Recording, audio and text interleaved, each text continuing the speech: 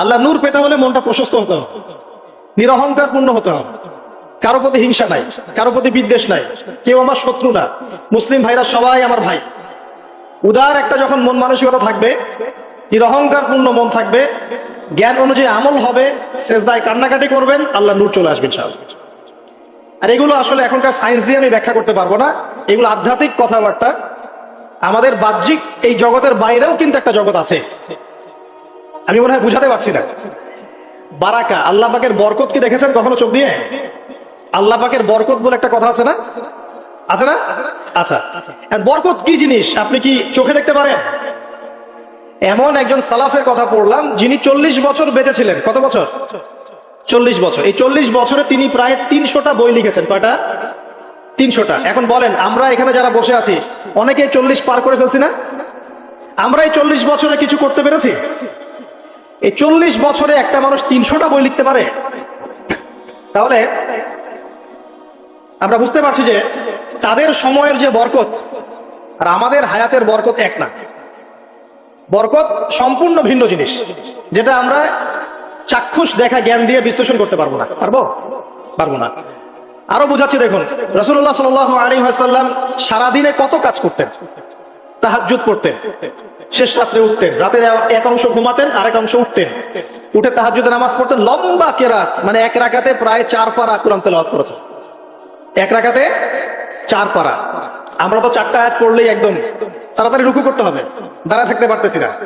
তাই নামাজ তো ডিজিটাল, এখন যুগের সাথে সাথে নামাজও কি ডিজিটাল। অনেক মসজিদে নামাজ পড়লে মনে হয় ইমাম সাহেব পেশাব পায়খানা চাপ নিয়ে নামাজ পড়াচ্ছে মনে হয়, তাড়াতাড়ি নামাজ শেষ করতে পারলে বাঁচে। আবার দেখা যায় মাঝে মাঝে যে নামাজ মানুষ পড়াচ্ছে, পড়তেছে না, মানে নামাজ পড়ানোর দায়িত্ব সে পালন করছে, নামাজ নিজে পড়তেছে না। তো এই ডিজিটাল নামাজ না। নবী সাল্লাল্লাহু আলাইহি ওয়াসাল্লাম এক রাকাতে 4 পারা কোরআন তেলাওয়াত করেছেন, প্রায় 4.5 পারা তাহাজ্জুদের নামাজে। তখনই তো গিয়ে পা ফুলবে। এই যে পা ফুলতো, এমনি এমনি পা ফলে? কতক্ষণ দাঁড়ায় থাকলে একটা মানুষের পা ফলে? তো নবী সাল্লাল্লাহু আলাইহি ওয়াসাল্লামের পা ফুলে যেত, পা মোবারক ফুলে যেত। লম্বা সালাত পড়তেন, সালাতের পরে আবার কিছুক্ষণ ডান কাতে শুয়ে থাকতেন সুন্নত পড়ে। বেলাল রাদিয়াল্লাহু আনহু এসে ডাক দিতেন, তিনি গিয়ে মসজিদ নববীতে নামাজ পড়াতেন। ফজরের নামাজও হতো লম্বা, কেরাত হতো লম্বা। নামাজের পরে আবার সাহাবীদের সাথে কথাবার্তা বলতেন, দ্বীনি বিষয়ে মোজাকারা করতেন। তারপরে ইশরাকের নামাজ পড়তেন, চাশতের নামাজ পড়তেন, পরিবারের দেখাশোনা করতেন, দিন প্রচার করতেন, রুজি রুটির ব্যাপার ছিল। এই সারাদিন যে এতগুলো কাজ তিনি করতেন, একদিনে একটা মানুষ এত কাজ করতে পারে? তো নবী সাল্লাল্লাহু আলাইহি ওয়াসাল্লামের জীবনের বরকত আমার জীবনের বরকত কি সমান? তাহলে বলেন, বরকত কি আমি চাক্ষুষ জ্ঞান দিয়ে প্রমাণ করতে পারবো? এরকম অনেক বিষয় আছে ইসলামে যেটা চাক্ষুষ জ্ঞান দিয়ে প্রমাণ করা যায় না। কবরের আযাব দেখেছেন? কেউ কি প্রমাণ করতে পারবে? আপনি কি ফেরেশতাকে দেখেছেন যারা এখন এখানে ঘিরে রেখেছে জায়গাটা? এই জায়গাটা কি ফেরেশতারা ঘিরে রাখে নাই?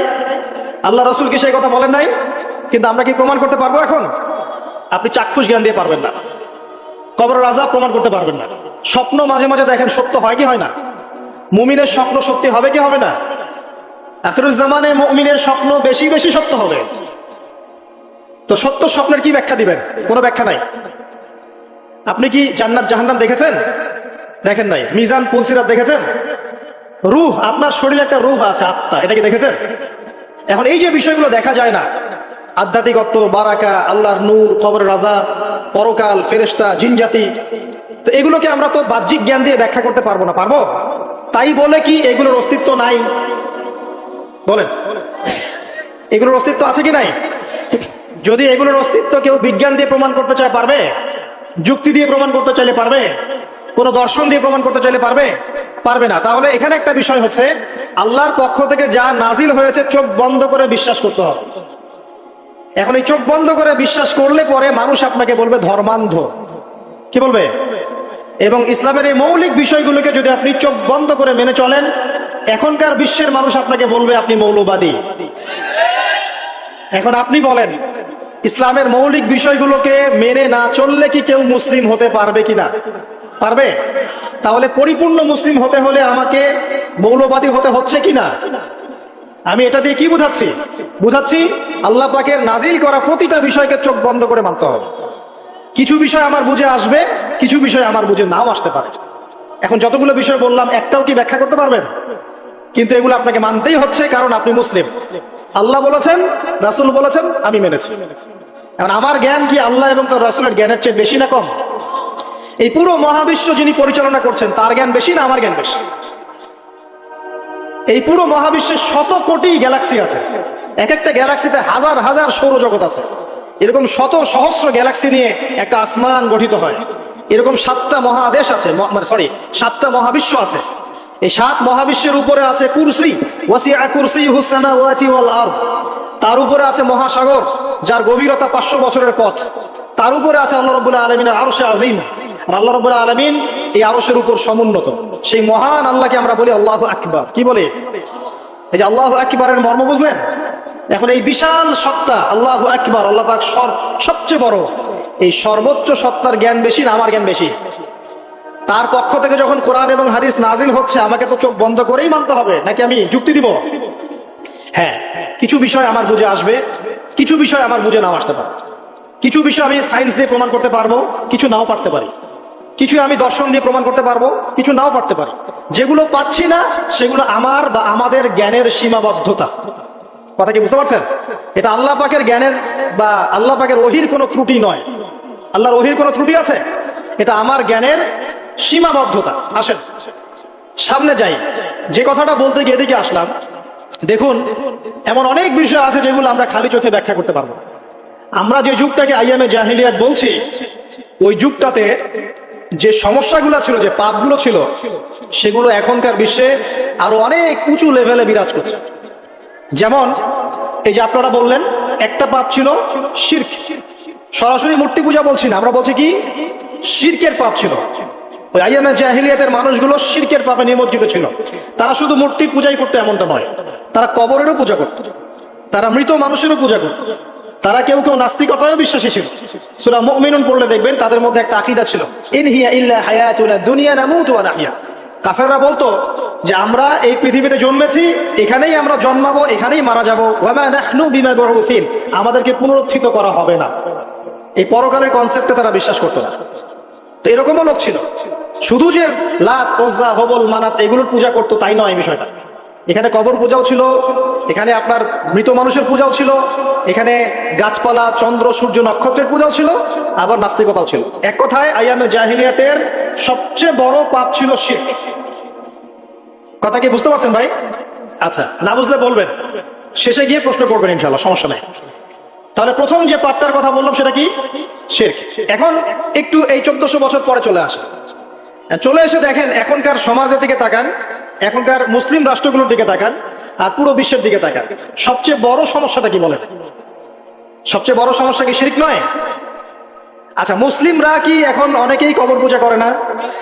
মুসলিমদের মধ্যে অনেকেই দেখবেন যে মৃত মানুষের কাছে চাচ্ছে না, মৃত মানুষের কাছে সন্তান প্রার্থনা করে না, ওই যে ওখানে গিয়ে নজর মানত করছে না যে মৃত মানুষকে সন্তুষ্ট করলে আমার ভালো হবে, না হলে আমার কোনো ক্ষতি হয়ে যাবে, এটা মানুষ করছে না। মুসলিমদের মধ্যে বহু মানুষ আল্লাহর হালালকে হারাম করছে না, আল্লাহর হারামকে হালাল করে নিচ্ছে না, এটাও কিন্তু শিরক।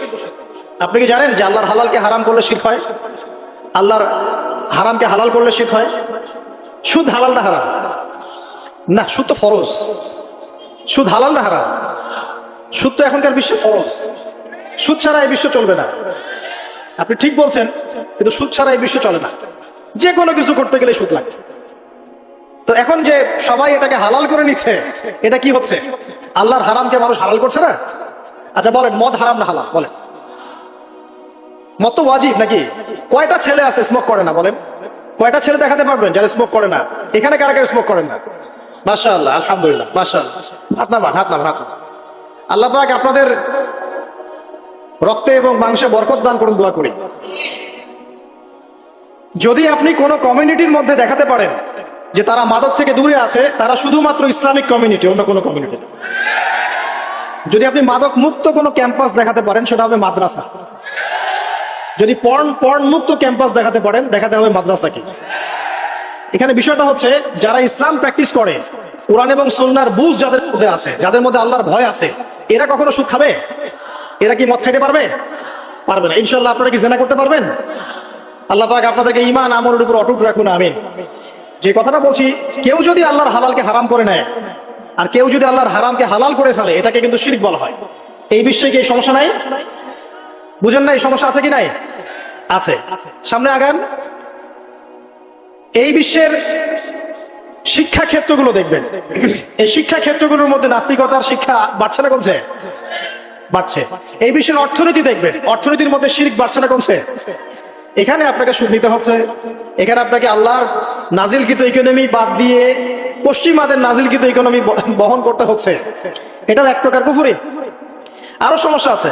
এই বিশ্বের ওয়ার্ল্ড অ্যাফেয়ার্স এর দিকে তাকাবেন, দেখবেন বিশ্বের কয়টা জায়গা আপনি আমাকে দেখাতে পারবেন যেখানে মুসলিমদের মধ্যেও আল্লাহ রাব্বুল আলামিনের নাজিলকৃত বিধান দিয়ে বিচার ফয়সালা হচ্ছে?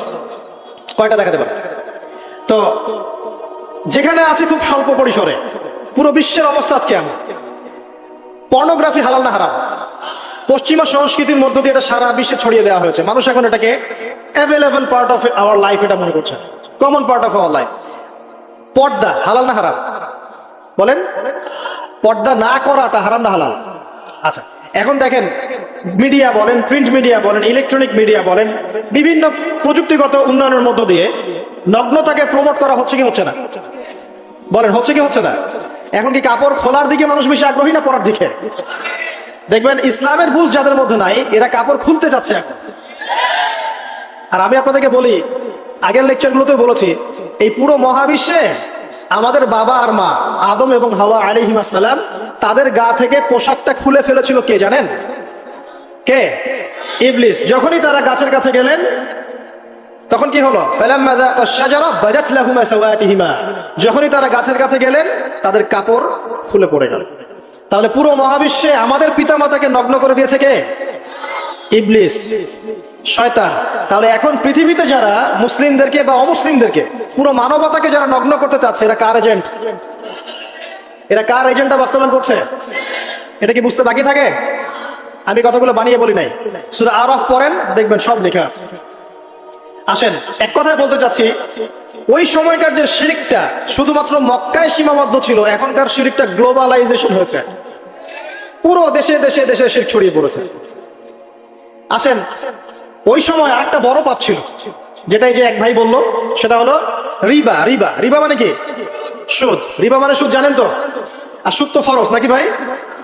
আচ্ছা, এমন কোন গ্রাম নাই বাংলাদেশে যেখানে সুদ নাই, আর বিশ্বের এমন কোন দেশ নাই যেখানে সুদ নাই। আর এই যুগের কথাই নবী সাল্লাল্লাহু আলাইহি ওয়াসাল্লাম হয়তো বা বলেছিলেন, আল্লাহু আ'লাম, আল্লাহ ভালো জানেন, যে এমন একটা যুগ আসবে যে যুগে ম্যাক্সিমামই সুদখোর হবে। যে ব্যক্তি সুদের ছিটাফোঁটা, মানে সুদের পাপ থেকে বেঁচে থাকতে চাইবে, ওর গায়েও গিয়ে সুদের ছিটাফোঁটা গিয়ে লাগবে। এটা সেই যুগ না? আপনি বুঝতে পারছেন না হয়তো, এটা সেই যুগ। আপনি মনে করছেন দাড়ি টুপি পাগড়ি জুব্বা মাশাআল্লাহ সব লাগাই দিছি, হ্যাঁ, বাইরে একটা সাইনবোর্ড আছে, আমি মৌলবী আল্লামা, আমি একজন দায়ী বক্তা, কিন্তু সুদের যে ওই ছিটাফোঁটা এটা আপনার কাছে আমার কাছেও আছে। হয়তো আপনি বুঝতে পারছেন না। কখন বুঝবেন?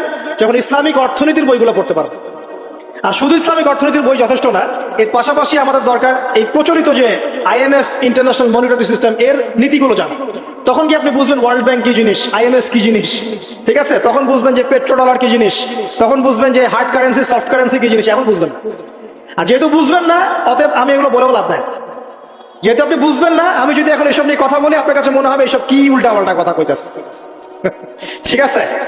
তো যাই হোক, আগে আল্লাহর ওয়াস্তে ইসলামিক ইকোনমিক্স পড়েন এবং ইন্টারন্যাশনাল মনিটারি সিস্টেম সম্পর্কে পড়েন। তো যাই হোক, পড়াশোনা করেন। আমি একজন স্কলারের নাম বলে দেই, এক লেকচারে তো সব বলে দেওয়া সম্ভব না। সম্ভব? আমি রাস্তা দেখাচ্ছি আপনাদেরকে। আপনারা আল্লামা তকি উসমানীর বইগুলো পড়েন, নাম শুনেছেন? আচ্ছা, নাকি এখন বলবেন যে উনি তো হানাফি মাযহাবের, আমি তো আহলে হাদিস পড়বো না, এটা বলবেন নাকি? আল্লামা তকি উসমানী এই বিশ্বের সবচেয়ে বড় আলেমদের একজন। আল্লামা তকি উসমানী এই বিশ্বের সবচেয়ে রিনাউন্ড আলেমদের একজন। তার ইসলামিক অর্থনীতির যে পুরো সিরিজ আছে, আল্লাহর ওয়াস্তে বাসায় কিনে একবার পড়ে দেখেন অর্থনীতি কি জিনিস, আপনি কিসের উপর দাঁড়িয়ে আছেন। পড়া যাবে না ইনশাল্লাহ? আপনি তাকে ভালো যদি নাও বাসেন, তাও পড়ে দেখেন। মনে করেন আপনি একটা কমিউনিটির মধ্যে আছেন, বা একটা সংগঠনে আছেন, বা একটা ঘরানার মধ্যে আছেন, তাহলে কি অন্য ঘরানার বইপত্র পড়া যাবে না? হারাম হয়ে গেছে নাকি?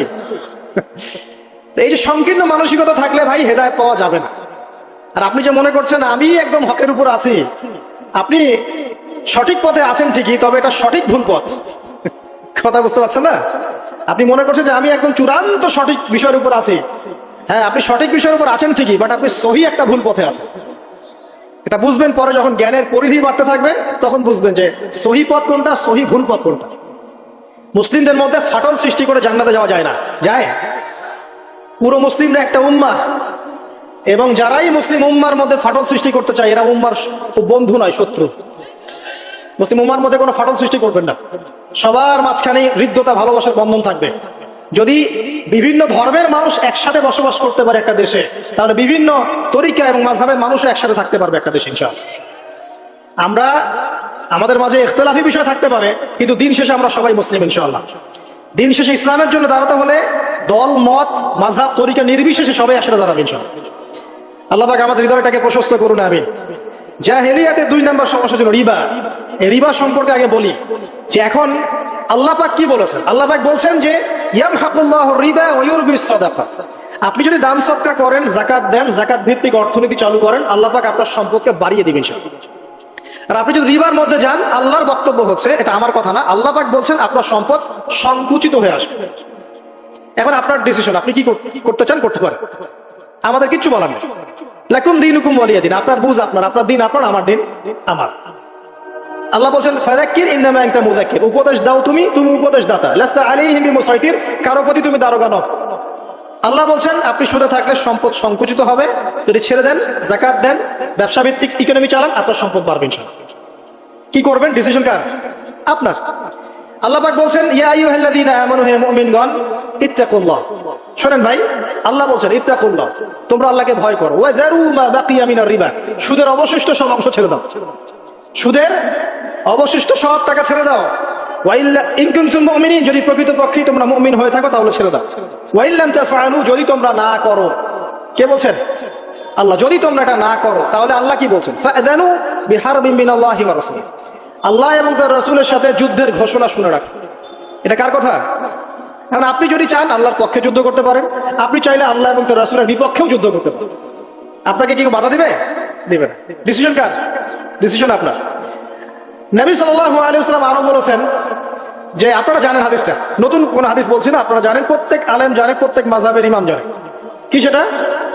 যে সুদের পাপের 70 বা 73টা শাখা আছে। কয়টা? 73 বা 70টা শাখা আছে। তার সবচেয়ে নিম্ন শাখা হচ্ছে নিজের মাকে বিয়ে করা। দেখলেন আমাদের অন্তরে কি কথাটা আঘাত করলো? আপনি কি আপনার মায়ের সাথে, নাউযুবিল্লাহ, আপনি কি আপনার মাকে বিয়ে করতে পারবেন? এটা কি কোনো ব্যক্তির পক্ষে সম্ভব? কিন্তু নবী সাল্লাল্লাহু আলাইহি ওয়াসাল্লাম বলছেন 73 শাখার সবচেয়ে নিম্ন শাখা হচ্ছে সেই ব্যক্তি যেন তার মাকে বিয়ে করবে। আর সর্বোচ্চ শাখা কি? ওই যে আল্লাহ এবং তার রাসূলের সাথে কি করা? যুদ্ধ করা। আরেকটা হাদিস আছে, নবী সাল্লাল্লাহু আলাইহি ওয়াসাল্লাম বলেছেন 4 শ্রেণীর মানুষ আছে, এদেরকে আমি সমানভাবে অভিশাপ দিলাম। কয় শ্রেণী? 4 শ্রেণী। জাস্ট শুনে রাখেন হাদিসগুলা। আমি জানি এই বিশ্বে আপনি এই হাদিসগুলোর উপর ইমপ্লিমেন্টেশনে যেতে পারবেন না, এটা আমি বুঝি, কিন্তু আকীদা ঠিক থাকতে কি কোনো সমস্যা আছে? একটা মানুষ পাপ করে, জেনে করে যে হ্যাঁ আমি জানি এই কাজটা খারাপ, ঠিক আছে। আরেকটা মানুষ মনে করে না, এটা করলেও হয়, না করলেও হয়, কোনো সমস্যা নেই। আরেকটা মানুষ মনে করে যে না, আমি একটা ডাহা পাপ করছি, এটা থেকে বেঁচে থাকা আমার উচিত ছিল, কিন্তু আমি পারছি না। আরেকজন পাপ করছে যে আমি মানি না এসব বিধান টিধান, যা ভালো মনে হবে দুনিয়ার জন্য করবো। এরা কি সবাই সমান? একজন মানুষ যে জানে যে এটা খারাপ কাজ কিন্তু বাধ্য হয়ে সে করতে হচ্ছে, সে ব্যক্তি তো ওর চেয়ে কিছুটা হলেও উত্তম নাকি যে ব্যক্তি দেধারসে পাপ করছে? আচ্ছা, ওই যে এক ছেলে বলেছিল আমাদেরকে মেসেজ করে যে আমি একটা মেয়েকে খুব ভালোবাসি হুজুর, তাকে বিয়ে করতে চাই, এখন ওই মেয়ের বাসার লোকজন রাজি হচ্ছে না। তো এই ছেলের মধ্যে হারাম অ্যাফেয়ার্স আছে ঠিকই, কিন্তু সে তাকে বিয়ে করতে চায়, ওটা হালাল করতে চায়। আর এক ছেলে মেসেজ করছে, সে বলছে যে আমি এরকম জেনায় লিপ্ত ছিলাম, এখন আমি কি করব? আমি কি ওগুলো ছেড়ে দিয়ে ফিরে আসবো, নাকি আমি ওই মেয়ের সাথেই যেন অব্যাহত রাখবো? এই দুই ব্যক্তি কি সমান? সমান না। এটাই বোঝাচ্ছি আপনাদেরকে। দেখুন, 4 শ্রেণী মানুষের কথা নবীজি বলেছেন। এক শ্রেণী হচ্ছে সেই ব্যক্তি যে নিজে সুদ খায়।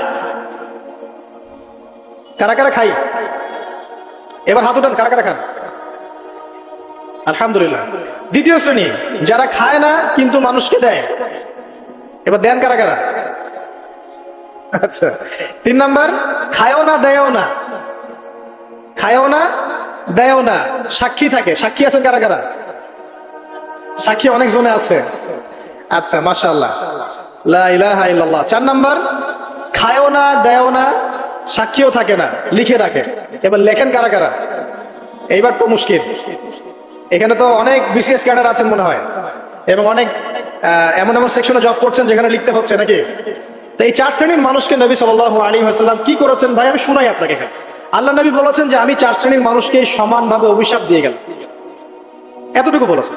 এবার আপনি যদি মনে করেন যে নবী সাল্লাল্লাহু আলাইহি ওয়াসাল্লামের অভিশাপ কাঁধে নিয়ে আমার আমলগুলো কবুল হচ্ছে, বা আমি কবরের অ্যান্সার দিতে পারবো, প্রশ্ন উত্তর, আমি মিজান, এই মিজানের দাড়ি পাল্লা, আমার নেকির পাল্লা ভারী হবে, বা আমি রাসূল সাল্লাল্লাহু আলাইহি ওয়াসাল্লামের সুপারিশ পাবো, হ্যাঁ, বা আমি রাসূলের সাথে জান্নাতে থাকতে পারবো, আমি বলবো এই চিন্তাটা হবে একটা অলিক প্রসূত কল্পনা, আর কিছু না। এখন তওবা করেন আমার সাথে, বলেন আজকে থেকে কোন রকমের সুদী কারবারে থাকবো না। তওবা করেন, বলেন আস্তাগফিরুল্লাহ আল্লাযী লা ইলাহা ইল্লা হুয়াল হাইয়ুল কাইয়্যুম ওয়া আতুবু ইলাইহি। তওবা করলেন তো? ভ্যান চালাই খাবেন, রিকশা চালাই খাবেন, কৃষিকাজ করে খাবেন, ব্যবসা করে খাবেন, ছোট্ট একটা মুদির দোকান করে খাবেন, যদি কিচ্ছু করতে না পারেন রাস্তায় মুচিগিরি করে হলে খাবেন, সেলুনে বারবার হয়ে খাবেন, তারপরে সুদের দিকে যাবেন। পারবেন? আপনার রিজিক কি আপনার হাতে না আল্লাহর হাতে? না, আমাদের রিজিক তো আমাদের হাতে। যে ব্যক্তি মনে করে রিজিক আল্লাহর হাতে, সে কি কখনো ঘুষ নিতে পারে? সে অন্যের সম্পদ আত্মসাৎ করতে পারে? সে অন্যের জমি সিজ করতে পারে? সে দুর্নীতি করতে পারে? সে সুদ খাইতে পারে? কেন খায়? কারণ সে মনে করে রিজিকের মালিক সে নিজেই। এগুলো করলে তার সম্পদ বাড়বে, না করলে সম্পদ বাড়বে না, এই কারণেই তো সে কাজগুলো করে। আর আমি খুব ভালোই বুঝি, অ্যাটলিস্ট আমি খুব ভালোই বুঝি যে এই কাজগুলো ব্যক্তিরা কেন করে। উত্তর শুনবেন? উত্তর হচ্ছে পরিবারের জন্য। কার জন্য? পরিবারের জন্য। মা, বৃদ্ধ মা আছে দেখতে হবে, 2 বাবা আছে দেখতে হবে, স্ত্রী আছে, আর স্ত্রী মাশাআল্লাহ একদম ফেমিনিস্ট, তার চাহিদা পূরণ করতে তার হিমশিম খেতে হয়। হ্যাঁ, একটা শাড়ি নিলে 20,000, ঠিক আছে, স্ত্রীর চাহিদা অনেক, গহনা গাড়ির অনেক চাহিদা। আর না দিলে তো আবার সমস্যা, বাসায় গেলে তো মানসিক টর্চার সেলে রেখে দিবে। এখনকার বেশিরভাগ পুরুষই কিন্তু নির্যাতনের শিকার। এখনকার বেশিরভাগ পুরুষ কিন্তু নির্যাতনের শিকার। ম্যাক্সিমাম বাসায় গিয়ে দেখবেন টর্চার, এক একটা রিমান্ডের সেলের মতো, বুঝছেন? এবং এটা 7 দিন 5 দিন 7 দিনের রিমান্ড না, এটা লাইফ টাইম রিমান্ড, মানে পুরো জীবন ধরে রিমান্ড চলবে। তো এই যে সমস্যা, কার কার জন্য করি? পরিবার, সন্তান, পিতা মাতা, আত্মীয় স্বজন, এগুলোর জন্য। কিন্তু একটা কথা শোনেন, আমরা যখন মারা যাব না, আমরা মারা গেলে পরে 40 দিন তারা আমাদেরকে মনে রাখবে কিনা সন্দেহ আছে। বিশ্বাস করছেন না?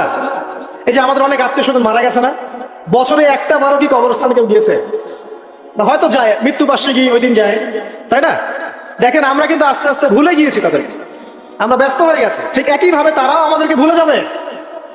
এই জন্য আমি বারবার আপনাদেরকে মনে করে একটা কথা, আমার জীবন থেকে উপলব্ধি করি একটা কথা, যে একমাত্র আল্লাহ ছাড়া এই পৃথিবীতে এবং পরকালে আমাদের আপন বলে কেউ নাই।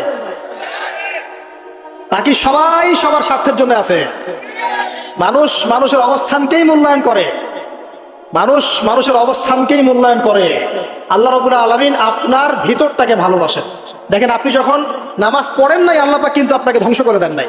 আল্লাহ পরম করুণাময় আপনাকে হেদায়েত দিয়ে নামাজি বানিয়ে দিয়েছেন।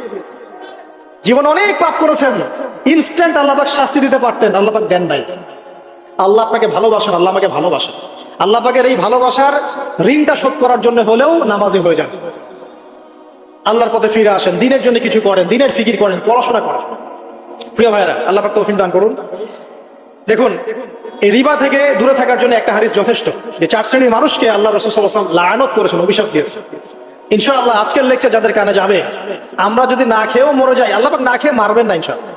রিজিক আছে, খাবো ইনশাআল্লাহ, কিন্তু হয়তো বা অভাব হবে, টাকা পয়সা একটু কম হতে পারে, অন্যের 10 তলা ফ্ল্যাট হবে, আমার হবে না, ঠিক আছে, অন্যের এত বিঘা বিঘা জমি আমার হয়তো হবে না, কিন্তু ইনশাআল্লাহ তাআলা এই যে দুনিয়ার মুসাফিরের জীবনটা, এটা মুসাফিরের জীবন না, মুসাফিরের জীবনটা কেটেই যাবে ইনশাআল্লাহ। কাটবে না? যে কোনো ভাবে কেটে তো যাবেই ইনশাআল্লাহ। এই যে পরকালের জীবনটা একটা চেতনার শক্তি, জানেন? দুনিয়াতে যত বাধা বিপত্তি আসুক, গাল মন্দ খান, গীবত তহমত খান, কষ্ট হোক, নির্যাতন হোক, একটা বিষয় মনের মধ্যে শান্তি দেয়। কি শান্তি? যে এই দুনিয়ার জীবনটা তো আর চিরস্থায়ী নয়, এটা তো আর সারা জীবন থাকবে না।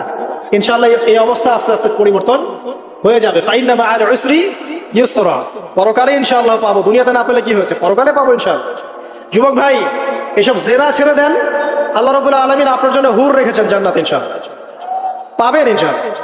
এটা ছেড়ে দেন, সুদ ছেড়ে দেন, আল্লাহ পাক আপনার জন্য হাউজে কাউসার রাখছে ইনশাআল্লাহ। ঠিক আছে, অন্যায় পাপ ছেড়ে দেন, আল্লাহ রাব্বুল আলামিন আপনার জন্য জান্নাত রেডি করে রাখছে ইনশাআল্লাহ। এই দুনিয়ার জীবনটা ধোঁকা, একটা ছোট্ট জীবন, পুরো ধোঁকা, কিচ্ছু নাই এর মধ্যে। আমার কথা শোনেন, এই দুনিয়ার জীবনে কিছুই নাই। চারপাশে অনেক কিছু মনে হবে, আপনার বাড়ি আছে, গাড়ি আছে, স্ট্যাটাস আছে, টাকা পয়সা, প্রতিপত্তি সব আছে। আদতে আপনি একা, আদতে আপনাকে একাই কবরে যাওয়া লাগবে, একাই আল্লাহর সাথে হিসেব নিকেশ দিতে হবে। কেউ নাই সাথে, আমারও সাথে কেউ নাই। কিন্তু আপনি মনে করছেন যে সেলিব্রিটিজম বড়, আমি পলিটিক্যাল নেতা হয়েছি, আমাকে সবাই চেনে, আমি ইকোনমিক সেক্টরে লিড দেই, রাষ্ট্রকে লিড দেই, আমি ধর্মতাত্ত্বিক ক্ষেত্রে লিড দেই, আমাকে দেখলে মানুষ বাহবা দেয়, ইত্যাদি ইত্যাদি। দিন শেষে আমি একা, আপনিও একাই, আমাকেও একাই যেতে হবে, আপনাকেও একাই যেতে হবে।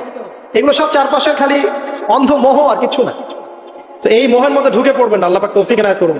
নবী সাল্লাল্লাহু আলাইহি ওয়াসাল্লাম বারবার বলতেন, আল্লাহুম্মা ইন্নী আউযু বিকা মিন ফিতনাতিদ দুনিয়া, বলতেন না, হে আল্লাহ আমি এই দুনিয়ার ফিতনা থেকে তোমার কাছে আশ্রয় প্রার্থনা করছি। ওয়া ইন্নী আউযু বিকা মিন ফিতনাতিন নিসা, আমি মহিলাদের ফিতনা থেকেও আশ্রয় প্রার্থনা করছি। আরো দোয়া করতেন, আল্লাহুম্মা ইন্নী আউযু বিকা মিন আযাবিল কবর, হে আল্লাহ আমি কবরের আযাব থেকে আশ্রয় প্রার্থনা করছি। ওয়া আযাবি জাহান্নাম, জাহান্নামের আযাব থেকে আশ্রয় প্রার্থনা করছি। ওয়া মিন ফিতনাতিল মাহইয়া ওয়াল মামাত, জীবন মৃত্যুর ফিতনা থেকে আশ্রয় প্রার্থনা করছি। ওয়া মিন শাররি ফিতনাতিল মাসিহিদ দাজ্জাল, এবং দাজ্জালের ফিতনা থেকে আশ্রয় প্রার্থনা করছি। দাজ্জালে পরে আসবে ইনশাআল্লাহ। দাজ্জাল নিয়ে আলোচনা করলে আবার কিছু মানুষ খারাজি ট্যাগ লাগাই দিতে পারে, ওই জন্য এদিকে আমি এখন যাচ্ছি না।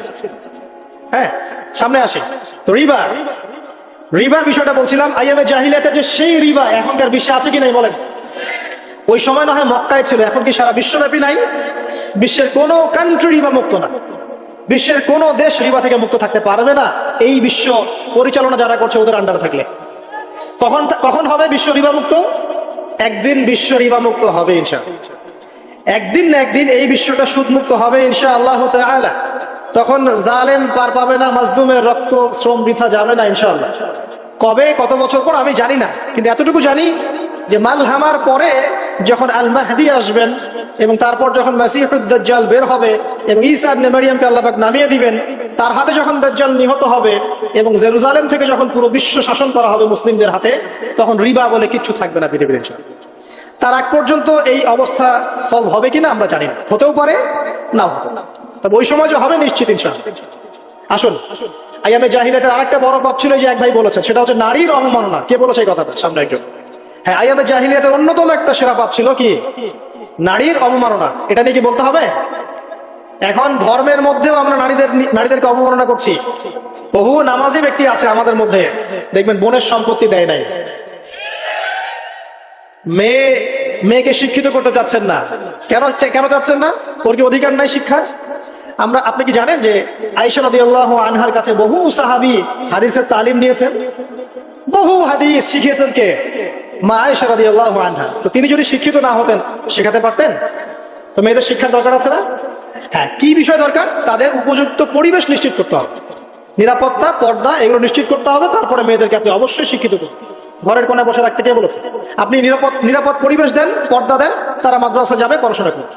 ঠিক আছে? আল্লাহ পাক আমাদের মা বোনদেরকে শিক্ষিত করার তৌফিক দান করুন, আমিন। ভালো ভালো কোয়ালিটি সম্পন্ন মহিলা মাদ্রাসা গড়ে তোলেন। আর মেয়েরা যদি শিক্ষিত না হয় তাহলে আমাদের বাড়ির বউরা শিক্ষিত হবে। আর বউ শিক্ষিত না হলে আপনি একা শিক্ষিত হয়ে লাভ নাই। তখন ওই যে বললাম টর্চার সেল, ওই টর্চার সেলে ঢুকতে হবে আর কি। কথা বুঝতে পারছেন না? আগে বিয়ে শাদী করেন, বুঝবেন ইনশাআল্লাহ। আর যারা করেছেন তারা অলরেডি হাসছে যে মিটমিট করে। ঠিক আছে? আচ্ছা, সামনে আসেন। দেখেন মেয়েদের অবমাননা কিভাবে দেখাবো। সবচেয়ে বড় অবমাননা হচ্ছে ওদের দেহটাকে আমরা এখন পণ্য বানিয়েছি। এই যে পর্নোগ্রাফি দেখেন, এই মেয়েগুলোর ইজ্জতের কোনো দাম নাই। মানে তাদের দেহটাকে একটা ব্যবসার সামগ্রী বানানো হয়েছে। এখানে আমরা মেয়েদের দেহটাকে আমরা কি বানিয়েছি? পণ্য বানিয়ে দিয়েছি। আর এখন তো চলছে কাপড় খোলা সংস্কৃতি। প্রত্যেকটা সেক্টরে আপনি গিয়ে দেখবেন মেয়েদের ইজ্জত, সম্মান, আব্রুটাকে উন্মুক্ত করে এটাকে দিয়ে আমরা বিজনেস করছি। এটা একটা বিজনেস। এখানে সমাধান কি? সমাধান আয়েশা রাদিয়াল্লাহু আনহা। সমাধান কে? সমাধান ফাতিমা রাদিয়াল্লাহু আনহা। সমাধান কে? সমাধান খাদিজা রাদিয়াল্লাহু আনহা। আমাদের মা, আমাদের বোন, আমাদের স্ত্রীদেরকে তাদের মতো করে মানুষ করতে হবে, গড়ে তুলতে হবে ইনশাআল্লাহ। দেখবেন নারীর সত্যিকারের সম্মান নিশ্চিত হবে ইনশাআল্লাহ। ইসলাম কি কখনো বলেছে যে মেয়েরা কাজ করতে পারবে না, পড়াশোনা করতে পারবে না ইত্যাদি? এই নাস্তিকরা তো ঠুনকো যুক্তি দিয়ে আক্রমণ করে। কে বলেছে? সমস্যা এমন ইসলামিক স্টেট আছে যেখানে একটা স্টুডিও, মনে করি স্টুডিও, ছবি তোলা হয় কথার কথা, সেখানে সব কর্মী মহিলা, কোনো পুরুষ নাই। একটা মাদ্রাসা, সমস্ত কর্মী মহিলা, কোনো পুরুষ নাই। একটা স্কুল, সবাই মহিলা, কোনো পুরুষ নাই। ওখানে মেয়েরাই পড়ে, মেয়েরাই শেখায়। জায়েজ না জায়েজ বলেন? একটা নিরাপদ পরিবেশে যদি মেয়েরাই মেয়েদের দায়িত্ব নিয়ে পড়াশোনা করায়, ব্যবসা করে, অন্য কিছু করে, জায়েজ না জায়েজ? তাহলে পরিবেশ নিশ্চিত করাটা হচ্ছে চ্যালেঞ্জ।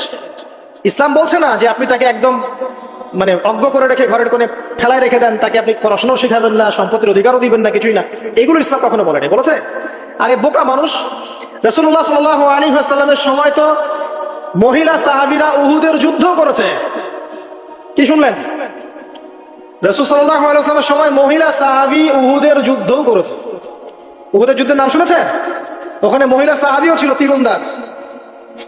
তাহলে মহিলাটা কি করে নাই নবীর যুগে? আর খাদিজা রাদিয়াল্লাহু আনহা যত বড় ব্যবসায়ী ছিলেন, এখন এত বড় ব্যবসায়ী পাবেন? কোন মেয়ে আছে এত বড় ব্যবসায়ী? উসমান রাদিয়াল্লাহু আনহু যত বড় বিজনেসম্যান ছিলেন, এখন এত বড় বিজনেসম্যান আছে?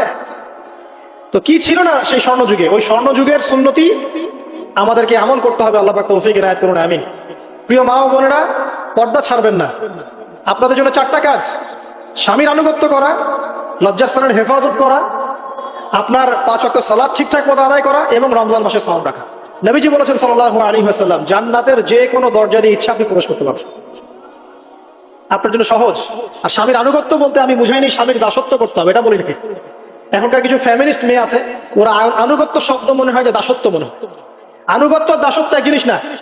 আনুগত্য কি? স্বামী কোরআন সুন্নাহর অনুকূলে কোনো কথা বলেছে, আপনি মানবেন।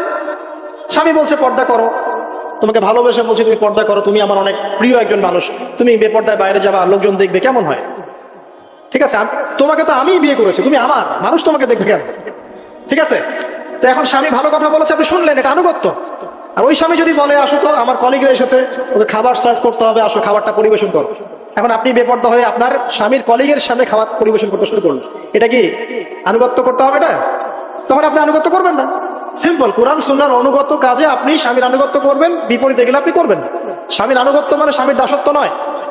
আর এই হাদিসটা আপনি কেন ভুলে যান যে আল্লাহ রাসূল সাল্লাল্লাহু আলাইহি ওয়াসাল্লাম বলেছেন, আল্লাহ ছাড়া যদি কাউকে সেজদা করা যেত, সম্মান বুঝাচ্ছেন, আল্লাহ ছাড়া যদি কাউকে সেজদা করা জায়েজ হতো, আমি মেয়েদেরকে বলতাম যেন স্বামীকে সেজদা করো। কেন? কারণ আপনাকে রেসপন্সিবিলিটি, আপনার খাবার, আপনার ফুড, আপনার শেল্টার, আপনার মানে পুরো দায় দায়িত্ব নিজের হাড় ভাঙা পরিশ্রম দিয়ে, জীবনের ঝুঁকি নিয়ে স্বামী আপনার জন্য করে। সে আপনার সম্মান পাওয়ার যোগ্য তো? সে কি আপনার সম্মান পাওয়ার যোগ্য নয়? আপনি যদি সম্মানের হক আদায় না করতে পারেন, তাহলে আপনি অকৃতজ্ঞ। আর অকৃতজ্ঞ মেয়ে কখনো জান্নাতে যাবে? একটা হাদিসে আছে, বেশিরভাগ মেয়ে জাহান্নামে যাওয়ার অন্যতম কারণ হচ্ছে তারা স্বামীর সাথে কুফরি করে। কি করে? মানে সারা জীবন স্বামী ভালোবেসে যায়, ভরণ পোষণ দিয়ে যায়, সব চাহিদা পূরণ করে যায়, একদিন দেখবেন কথা কাটাকাটি হয়েছে, ওই দিন বলে বসবে যে তোমার কাছে আমি কিচ্ছু পাই নাই সারাদিন। এই যে কুফরি, এই কারণে তারা জাহান্নামে যেতে পারে বেশি। আল্লাহ হেফাজত করুন না। আরেকটা কারণ হচ্ছে যে বেপর্দা। আপনাকে 4টা মূলনীতি ফলো করতে হবে।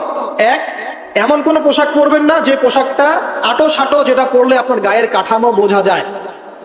এটা বোরখা হলেও পরা যাবে না। আমি কি বুঝাতে পারছি? ডিজিটাল বোরখা দেখেন নাই? দেখছেন? মাশাআল্লাহ।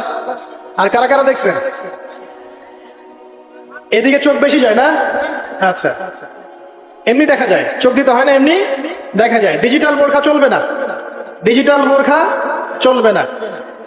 আমার মত, এটা আমি মত দিচ্ছি, আমি আল্লাহর রাস্তায় সময় দিয়েছি অনেকদিন, এবং এখানে যে পর্দাটা শেখানো হয় এরকম পর্দা আমি অন্য কোথাও দেখিনি। এত চমৎকার পর্দা শেখানো হয়। কারা কারা সময় লাগিয়েছেন? 3 দিন 7 দিন সময় দিয়েছেন কারা কারা? বেশিরভাগই দেন নাই। সমস্যা নাই, দিতে হবে, আমি বাধ্যতামূলক বলিনি আপনাকে। বলেছে এখানে পর্দা শেখানো হয়, চমৎকার পর্দা শেখানো হয়, যে এখানে চোখটা পর্যন্ত তাদের ঢেকে রাখার তালিম দেওয়া হয়। যাই হোক, যেখানেই শেখেন অ্যাটলিস্ট পর্দাটা শিখলেই হলো। এমন পোশাক হবে না যে পোশাকটা আটো সাটো, যেটা পরে আপনার গায়ের কাঠামো বোঝা যায়। 2 নম্বরে এমন পোশাক পরা যাবে না যে পোশাকটা পরলে বাহির থেকে ভিতরের অঙ্গ দেখা যায়। দেখেছেন? দেখেন নাই? দেখছেন হুজুর? আচ্ছা, আপনারা তো সব দেখেন দেখি। তারপরে 3 নাম্বার, এমন পোশাক পরা যাবে না যেটা অমুসলিমদের সাথে সাদৃশ্য আছে। কথা বুঝতে পারছেন? অমুসলিমদের ধর্মীয় বিষয়ের সাথে সাদৃশ্য আছে এমন পোশাক মুসলিম মেয়েদের পরা যাবে না। এর মানে এই নয় যে অন্য ধর্মকে আপনি আক্রমণ করবেন, এটাও নয়। যে যার ধর্ম তাদের স্বাধীনতা মতো পালন করবে। মুসলিমরা বাধা দিবে? দিবে না। মুসলিমরা দাওয়াত দিতে পারে। কি করতে পারে? দাওয়াত দিতে পারে যে ভাই এই যে লা ইলাহা ইল্লাল্লাহর কনসেপ্ট আপনাকে বুঝাচ্ছি, আল্লাহ ছাড়া কোনো মাবুদ নাই, মুহাম্মদ সাল্লাল্লাহু আলাইহি ওয়াসাল্লাম সর্বশেষ রাসূল, এই কোরআন পড়ুন, হাদিস পড়ুন, দেখুন এটাই হচ্ছে মানবতার মুক্তির সনদ। এরপর যদি সে ইসলাম কবুল করে আলহামদুলিল্লাহ, যদি না করে এর হিসাব কে দিবে? সে নিজে দিবে। এর হিসাব কি আমাকে দেওয়া লাগবে? দেওয়া লাগবে না। তো অমুসলিমদের সাথে সাদৃশ্য আছে এমন পোশাক চলবে না। আর 4 হচ্ছে পুরুষরা মেয়েদের পোশাক পরতে পারবে না, মেয়েরা পুরুষদের পোশাক পরতে পারবে না। জি, আপনাদেরকেই বলছি, আপনারা জিন্স পরতে পারবেন না, মেয়েদেরকে বলছি, এবং টি শার্ট পরতে পারবেন না। আপনারা ওই যে যা ইচ্ছা তাই ড্রেস পরে বলবেন যে 1000 বছরের সভ্যতা সংস্কৃতি, এসব বাজে কথা চলবে না। এটা 1000 বছরে কোনোদিনও আমাদের দাদা নানিরা এগুলা কখনো পরে নাই। করছে? আপনার দাদি কখনো এরকম পরছিল শাড়ি? তো এই যে বললো 1000 বছর থেকে পরে আসতেছে নাকি? সুবহানাল্লাহ। তো এখানে বিষয়টা হচ্ছে পুরুষ মেয়ের পোশাক পরতে পারবে না, মেয়ে পুরুষের পোশাক পরতে পারবে না। আমি খুব সংক্ষিপ্ত করে আপনাকে কোরআন সুন্নাহ থেকে 4টা মূলনীতি বলে দিলাম। এই 4টা মূলনীতি কোরআনেও আছে, হাদিসেও আছে। আসেন, এই যে নারীর অবমাননা, এই বিষয়টা আইয়ামে জাহিলিয়াতে যেমন ছিল, এখন দেখবেন আরো বড় পরিসরে এসেছে। আসলে এই যে ফ্যাশন শো, দেহের প্রদর্শনী, বিভিন্ন ফিল্ম দেখবেন, ফিল্ম ইন্ডাস্ট্রিজে দেখবেন, মিউজিকে দেখবেন, পর্নে দেখবেন, মেয়েদের দেহটাকে নিয়ে ব্যবসা করা হচ্ছে। আগে তো না হয় কন্যা সন্তান হলে জীবন্ত পুঁতে ফেলতো নাকি? এখন যদি গর্ভের বাচ্চা মেয়ে জানে, অনেকে আগেই মেরে ফেলে। বুঝেন নাই মনে হয়? অনেকে যদি জানে যে গর্ভে মেয়ে সন্তান আছে, আগেই মেরে ফেলে। এমন অনেক দেশ আছে, আমি নাম বলছি না দেশের সঙ্গত কারণে, যে সেই দেশে এরকম মেয়ে সন্তানকে এই যে খালাস করে ফেলার, নষ্ট করে ফেলার, ভ্রূণ নষ্ট করার আলাদা ক্লিনিক আছে, আলাদা হসপিটাল আছে। বলে নাউজুবিল্লাহ। তো আসলে ওই 1450 বছর আগের মানুষটা বেশি বর্বর ছিল না, আমরা বেশি বর্বর? এই অধিকারের কথা বলে বলে আমরা মেয়েদের দেহটাকে নিয়ে এখন মস্করা করছি, তামাশা করছি। সবচেয়ে সেরা অধিকার কোথায় পাবে? কোরআনে পাবে, হাদিসে পাবে, ইসলামে পাবে। তার পর্দা নিশ্চিত হবে, দেহ সেফ থাকবে, তার ইজ্জত নিশ্চিত হবে, ইজ্জত সেফ থাকবে, তার সম্মান সেফ থাকবে, তাকে রাজরানীর মতো স্বামী বাসায় রাখবে, কারণ সে হচ্ছে তার কাছে সবচেয়ে মূল্যবান প্রিয় বস্তু। শুধু তাই নয়, সম্পত্তির অধিকার তাকে দিতে হবে। একজন মেয়ে তার ভাইয়ের সম্পত্তি পাবে, তার বাবার সম্পত্তি পাবে, তার স্বামীর সম্পত্তি পাবে, সব দিক থেকে সে সম্পত্তি পাবে। আর একজন ছেলে কিন্তু সব দিক থেকে সম্পত্তি পাবে না। এই বিষয়গুলো যখন এক শ্রেণীর মানুষ বোঝে না, তখন ইসলামের বিরুদ্ধে অহেতুক প্রপাগান্ডা চালানো শুরু। সবচেয়ে সেরা সম্মান রক্ষার উদাহরণ দেয়া হয়েছে ইসলামে, কোরআনে এবং হাদিসে। এই কথাটা আপনাদের মা বোনদেরকে বুঝাবেন, তবে নম্রতার সাথে বুঝাবেন, কারণ উচ্চবাচ্য করলে তারা কথা শুনবে না। আর আল্লাহ রাসূল সাল্লাল্লাহু আলাইহি ওয়াসাল্লাম বলেছেন, কিছুটা বাঁকা হাত দিয়ে তাদেরকে তৈরি করা হয়েছে। যদি আপনি শক্ত করে চাপ দিতে যান তাহলে ভেঙে যাবে, আর যদি আপনি ওই অবস্থায় ছেড়ে দেন তাহলে বাঁকাই থেকে যাবে। এখানে আপনাকে হিকমা অবলম্বন করতে হবে। আল্লাহ পাক তৌফিক দান করুন। একটা বিষয় বলছিলাম, ওই যে শিরকের পাপ এখন গ্লোবালাইজেশন হয়েছে না, ওই সুদের পাপ এখন গ্লোবালাইজেশন হয়েছে না। গ্লোবালাইজেশন বোঝেন?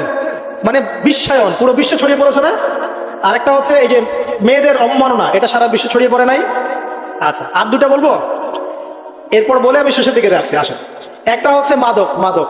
আইয়ামে জাহিলিয়াতের অন্যতম সেরা পাপ ছিল কি? মাদক। ওই যে বলছেন জাহিলি যুগ, কেন বলছেন জাহিলি যুগ? বিকজ ওইখানে মাদক খেত মানুষ বেশি। এখন বলেন, ওখানে না হয় মক্কায় মাদক খেত মানুষ, এখন সারা বিশ্বে মাদক ছড়িয়ে পড়ে নাই? বেশি না কম? এখন এই যে নতুন নতুন মাদক আসছে, ইয়াবা, আরো নাকি কি আসছে নতুন নতুন, আমরা নামও জানি না। এই যে গাজার নাম জানি, ফেন্সিডিলের নাম জানি, আর কি আছে, হিরোইন বলেন আর দু একটা, আফিম, আর কি আছে? হ্যাঁ, ব্রেন্ডি, সুবহানাল্লাহ, এই নামও কখনো শুনি নাই আমি। আচ্ছা শোনেন, বিষয়টা হচ্ছে, দেখুন এই বিষয়টা কি হালাল না হারাম? আচ্ছা, এটাকে যদি আমরা হালাল করে নেই তাহলে কি হবে? কুফরি হবে না শিরক হবে? শিরক কুফর দুটোই হচ্ছে। কিন্তু এখন মক্কার কিছু মানুষ মাদক খেয়েছে বুঝলাম, আল্লাহ রাব্বুল আলামিন ধাপে ধাপে এখান থেকে বের করেছেন। প্রথমে বলেছেন মদ খেয়ে নামাজের ধার কাছে যেও না। হ্যাঁ, তারপরে বলেছেন এই যে মাদকে কিছুটা উপকার আছে কিন্তু বেশি ক্ষতি। তারপর বলেছেন খেয়ে নামাজের কাছে যেও না। তারপর ধাপে ধাপে শেষের দিকে এসে আল্লাহ পাক বলেছেন যে এটাকে ছেড়ে দাও। সূরা মাইদায় পড়ে দেখেন, এটা শয়তানের কাজ। তখন সাহাবায়ে কেরাম রাদিয়াল্লাহু আনহুম পুরোপুরি মাদক থেকে নিজেদেরকে মুক্ত করলেন। এরপরে কি কখনো তারা মাদক ছুঁয়েও দেখেছেন? বরং মাদক দ্রব্য সেবন করলে 40টা লাঠি বেত্রাঘাত করতে হয়, ইসলামিক শাস্তি। কয়টা লাঠি? আর উমর রাদিয়াল্লাহু আনহুর সময়ে 40 লাঠিকে বাড়িয়ে 80 লাঠি করা হয়েছে। কত লাঠি? 80 লাঠি। কিন্তু আরো একটা পাপের শাস্তি আছে, বলবো? অপবাদ, এখন যেটা বেশি দেয়া হয়, অপবাদ, মিথ্যা অপবাদ, সতীসাধী নারীর উপরে মিথ্যা অপবাদ, এর শাস্তি হচ্ছে 80 লাঠি। আবার 100 লাঠির শাস্তি আছে, 100 লাঠি। এটা কিসের জানেন? জিনা। জিনা, এই যে যারা করছেন, এর শাস্তি হচ্ছে 100 লাঠি। তাও জনসমক্ষে দিতে হবে, গোপনে না। আর 1 বছরের জন্য এলাকা ছাড়া করতে হবে। রজম একটা শাস্তি আছে, রজম। এটা কি? রজম মানে পাথর নিক্ষেপ করে হত্যা। এটা তো বর্বর, তাই না? অমানবিক, মধ্যযুগীয়। এসব কথা শুনছেন না? শোনেন, কিছু কিছু বিষয় আছে যে বিষয়গুলো করার পরে এই পৃথিবীতে মানুষ বেঁচে থাকার অধিকারটা হারিয়ে ফেলে। কথা বুঝতে পারছেন না মনে হয়? কিছু কিছু পাপ আছে, এগুলো করলে পরে মানুষ এই পৃথিবীতে বেঁচে থাকার অধিকারটা হারায় ফেলে। যেমন কোন বিবাহিত ব্যক্তি যদি জেনা করে, নাউজুবিল্লাহ, কোন ছেলে যদি কোন ছেলের সাথে যৌন সম্পর্ক করে, সমকামী করে, বা এটাকে যেটা গে মানে যেটা কি বলে, সমকামিতা, ঠিক আছে, এই কাজ যদি কেউ করে, এই নোংরা কাজ যদি কেউ করে, কোন মেয়ে যদি কোনো মেয়ের সাথে এরকম কোনো কাজ করে, একই পাপ। এইসব পাপ করলে পরে এই পৃথিবীতে বেঁচে থাকার অধিকারটা সে হারিয়ে ফেলে। কথা কি বুঝতে পারছেন? আচ্ছা, তখন শাস্তি হচ্ছে আল্লাহ রাব্বুল আলামিন পাথর নিক্ষেপ করে হত্যা করতে বলেছেন। কারণ হচ্ছে সে এত গর্হিত একটা কাজ করেছে যেটা এই শাস্তি পাওয়ার সম্পূর্ণ যোগ্য। এবং কওমে লূত নামে যে কওম ছিল, ওই কওমটাকে আসমানে উঠিয়ে আল্লাহ পাক পাথর বর্ষণ করে এভাবেই শেষ করে দিয়েছে। জর্ডান একটা দেশ আছে না, জর্ডান, জর্ডানের পাশে ডেড সি নামে একটা জায়গা আছে, ডেড সি, মৃত সাগর। ওইখানে সাদুম নামে একটা গোত্র থাকতো। কোন গোত্র? সাদুম। ওই সাদুম গোত্র এরকম সমকামী ছিল। আল্লাহ রাব্বুল আলামিন লূত আলাইহিস সালামকে পাঠিয়েছিলেন, তারা হেদায়েতের বাণী শোনে নাই। আল্লাহ পাক ওদেরকে আসমানে উঠিয়ে পাথর নিক্ষেপ করে উল্টা দিকে দাফন করে দিয়েছে। কিছু কিছু পাপ আল্লাহ পাক সহ্য করেন না, আল্লাহ পাকের আরশ কেঁপে ওঠে। এই পাপগুলো সেরকম পাপ। কথা বুঝতে পারছেন? তো এই যে জিনা, পর্নোগ্রাফি, ব্যভিচার, পরকে, এগুলোর মধ্য দিয়ে আমরা নারীর অবমাননা করছি না? এবং ধর্মের মাধ্যমে মাঝে মাঝে করছি, যখন আমরা ধর্মের নামে মেয়েদের অধিকার দিচ্ছি না। অনেকেই সম্পত্তির অধিকার দিচ্ছেন না, অনেকেই শিক্ষিত করছেন না, অনেকেই আরো যৌতুক নিচ্ছেন না, যৌতুক নিচ্ছেন না অনেকেই। যে বিয়ের সময় যৌতুক নেয়, এটা তো মেয়ের উপর, মেয়ের পিতার উপর টর্চার করা, সম্পূর্ণ হারাম, সম্পূর্ণ হারাম। তারপরে দেখবেন, রিপোর্ট গুলো পড়ে দেখবেন যে এই বছর 2000 কত এটা 22, এই 22-এই গভর্নমেন্ট রিপোর্ট অনুযায়ী নিবন্ধিত প্রায় 1339টা ধর্ষণের মামলা হয়েছে। তো এটা এখন অ্যাভেলেবল, যে কোনো সব জায়গায় ধর্ষণ হচ্ছে, এখন অ্যাভেলেবল। মানুষ এটাকে স্বাভাবিক মনে করছে, নর্মাল, নর্মাল ধর্ষণ হতেই পারে, মানুষ এখন এমন মনে করছে। প্রত্যেক দিন পেপার খুলবেন, দেখবেন রেপের খবর, প্রত্যেক দিন খবর শুনবেন ধর্ষণের খবর। আর সব খবর তো আসে না, আসে হয়তো 10%, 20%, 30%, বেশিরভাগই আসে না। এলাকায় মোড়ে মোড়ে দেখবেন, গ্রামে গঞ্জে শহরে বন্দরে খালি ইফটিজিং, ইফটিজিং দেখবেন, খালি ইফটিজিং। মেয়েদেরকে যৌন হয়রানি করা হচ্ছে, বাসে, অটোতে, টেম্পুতে, সব জায়গায়। বাসের মধ্যে মেয়েকে রেপ করে ফেলা হচ্ছে।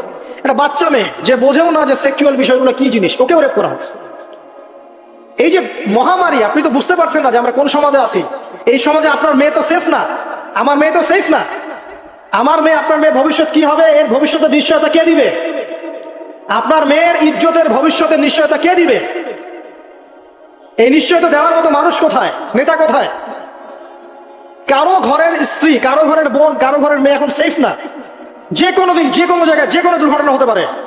বাসে, ট্রাকে, ট্রেনে, অটোতে, সব জায়গায় হতে পারে। আর এগুলোকে আমরা প্রমোট করছি, এখন নগ্নতাকে প্রমোট করছি, পর্নকে প্রমোট করছি। এই নগ্নতা, পর্ন, এসব দিয়ে মানুষের মাথাটাকে পুরো জানোয়ার বানিয়ে ফেলা হয়েছে। পর্ন দেখাতে দেখাতে ছেলেদের মাথাটাকে জানোয়ার, পশু বানিয়ে ফেলা হয়েছে। এরা এখন বোঝে না যে মেয়ে কি জিনিস, মা কি জিনিস, বোন কি জিনিস, তাও বোঝে না। ভাই বোনের সাথে জেনা করেছে, চাচাতো বোন চাচাতো ভাইয়ের সাথে জেনা করছে, চাচাতো ভাই ফুফাতো বোনের সাথে জেনা করছে। রংপুরের খবর শুনলাম যে মায়ের সাথে ছেলেও জেনা করেছে। এগুলো কেন হচ্ছে? এই মহামারী কেন হচ্ছে? কি সমাধান দিবে? সমাধান ইসলামে ছিল, আমরা নেই নাই। সমাধান হচ্ছে, প্রথম সমাধান অশ্লীলতার মহামারী বন্ধ করতে। মানুষ পর্ন দেখতে দেখতে পশু হয়ে গেছে। আপনি বাইরে যে আলখাল্লা টুপি দাঁড়িয়ে পরে ঘুরলে লাভ আছে? ইমানের আলোচনা করবেন, খুব লাফালাফি করলো, 2 দিন পর দেখবেন কোনো খবর নাই। পর্ন দেখতে দেখতে ভিতরটা শেষ, ড্যামেজ। পর্নোগ্রাফিতে যে একবার আসক্ত হয়েছে, তার মধ্যে ইমানের কোনো তেজই থাকবে না, কোনো তেজ থাকবে না। এখন আলেম জালেম সবার ফোনে ফোনে দেখবেন পর্ন চলে আসতেছে। কেউ দেখতে না চাইলেও তাকে দেখতে বাধ্য করা হচ্ছে। ফেসবুকে ঢুকবেন নগ্ন দৃশ্য, এই নগ্নতা দিয়ে, এই পর্নোগ্রাফি দিয়ে, এই যে মিডিয়ার মধ্যে দিয়ে প্রমোটিংটা দিয়ে ব্যভিচার ছড়িয়ে দেয়া, জেনা ছড়িয়ে দেয়া, অশ্লীলতা ছড়িয়ে দেয়া, পরকে ছড়িয়ে দেয়া, এর মধ্য দিয়ে নারীর সম্মান, দেহ, ইজ্জতকে আমরা এখন রাস্তার সাথে মিশিয়ে দিয়েছি। কিসের অধিকারের কথা বলছে? কিসের নারী অধিকারের কথা বলছে? খালি ডিগ্রি সার্টিফিকেট অর্জন করতে পারলেই অধিকার হয়? আমার তো ইজ্জতই ঠিক থাকলো না, আমার অধিকার কোথায় থাকলো? একটা সার্টিফিকেট অর্জন করার জন্য কলেজের মেয়েদেরকে বড় বড় নেতার বেডরুমে ঢুকানো হচ্ছে, দেখেন নাই? তো একটা সার্টিফিকেট অর্জন করতেই হবে আমাকে, নিজের ইজ্জত বিক্রি করে দিয়ে হলেও আমার সার্টিফিকেট অর্জন করতেই হবে। লাথি মারি এসব পড়াশোনার পিছনে, দরকার নেই আমার পড়াশোনা। হচ্ছে বাসায় এলাকায় এলাকায় মহিলা মাদ্রাসা করেন, মাদ্রাসায় মেয়েদেরকে পড়ান। আমি খুব দুঃখের সাথে বলছি, অনেক মাদ্রাসাতেও এরকম ঘটনা কিন্তু ঘটেছে না? এখানে একটা কথা আমরা পরিষ্কার করতে চাই, সেটা হলো যে পাপ পাপী, রেপী, ধর্ষণী, সে আলেম করুক আর জালেম করুক, ইমাম করুক আর জালেম করুক, ফাসেক করুক, সবাইকে সমান শাস্তি নিশ্চিত করতে হবে। আর শাস্তি হবে দৃষ্টান্তমূলক, যেন আরো 10 জন দেখে শিক্ষা নেয়। ওই যে ইসলামে আছে না হাত কেটে ফেলা, কি কারণে বলেন তো?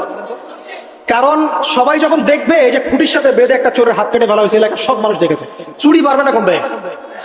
নিশ্চিত চুরি কমে যাবে ইনশাআল্লাহ। তো এই যে নারীর অবমাননা ওই যুগের চেয়ে এই যুগে বেশি না কম? আপনি ভালো করে আল্লাহর নূর দিয়ে দেখেন। আমি প্রথমে বলেছি, শুধু বাইরের চোখ দিয়ে দেখলে সব বুঝতে পারবেন না। আল্লাহ পাকে নূর দিয়ে দেখেন, কোরআন সুন্নাহর গভীর জ্ঞান দিয়ে দেখেন, দেখবেন ওই জাহিলিয়াতের চেয়ে 1000 গুণ বেশি জাহিলিয়াত এখনকার বিশ্বে চলছে। আল্লাহ পাক আমাদের মা বোনদের ইজ্জত হেফাজত করুন, তাদের সম্মান হেফাজত করুন। আমরা দোয়া করি আল্লাহ পাক তাদেরকে উচ্চশিক্ষায় শিক্ষিত করুন, নিরাপত্তা নিশ্চিত করুন। কেউ যদি ওদের দিকে খারাপ চোখ তুলে তাকায়, আল্লাহ পাক সেই চোখকে যেন ধ্বংস করে দেন।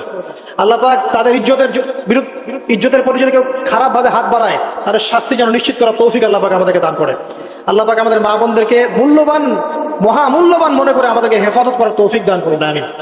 আর তাদেরকে যারা নগ্ন করতে চায়, আল্লাহ পাক এদেরকে ধ্বংস করে ছেড়ে দিন, আমিন।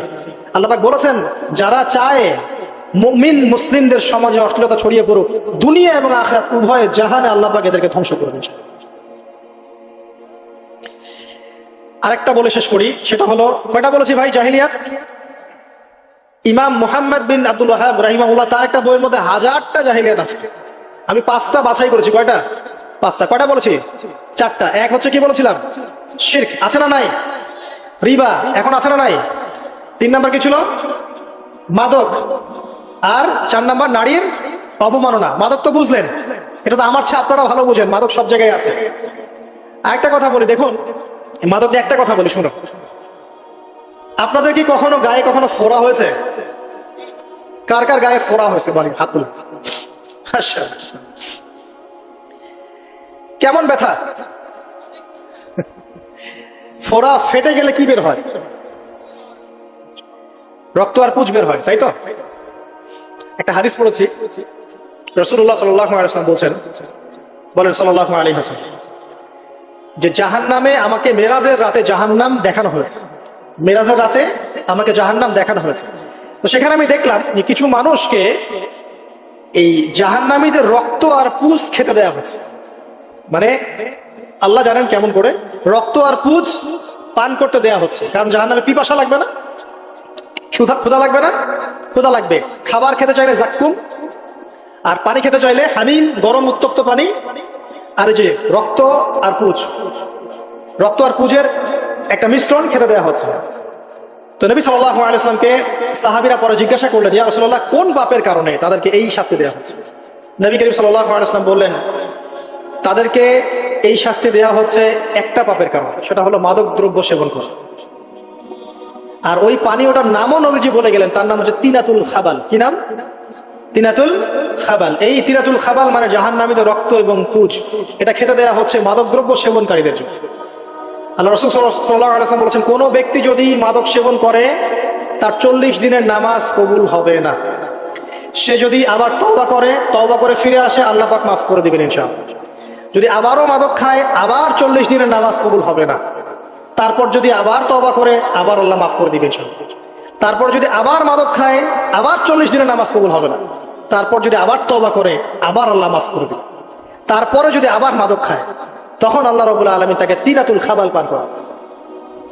প্রিয় ভাইরা, আপনারা মুসলিম না? আমরা মুসলিম না? মুসলিম যুবকদের সবচেয়ে সেরা অস্ত্র হচ্ছে ঈমান এবং নৈতিকতা। অন্যরা জাহিলিয়াতের স্রোতে ভেসে যাক, মুসলিম তরুণরা কখনো জাহিলিয়াতে যাবে না ইনশাআল্লাহ। আমার সাথে ওয়াদা করেন যে কোনো প্রকার মাদক দ্রব্যের সাথে সংশ্লিষ্ট থাকবেন না। একটা সিগারেটও কখনো টান দিবেন না। কারণ সিগারেটটা কি, সিগারেট আপনাকে আস্তে আস্তে অন্য মাদকের দিকে নিয়ে যাবে। সিগারেট খাওয়া শিখেছিস, এখন গাঁজাও খা। গাঁজা খাওয়া শিখলে এখন ওটা খা, ওটা খা, এই করতে থাকে।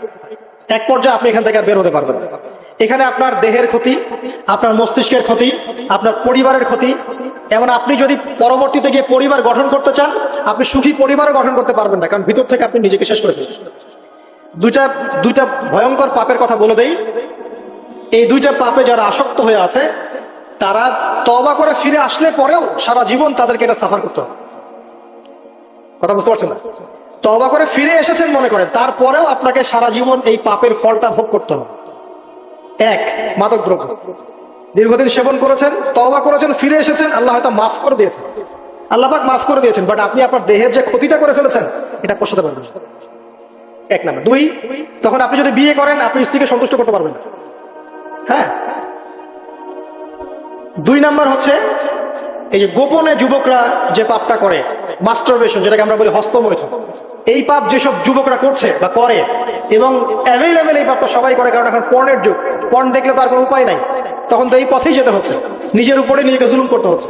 যারা হস্তমৈথুন অভ্যস্ত হয়ে গেছে, এরা যদি তওবা করে ফিরেও আসে, শরীরের যে ক্ষতিটা হয়েছে এটা পূরণ হবে না।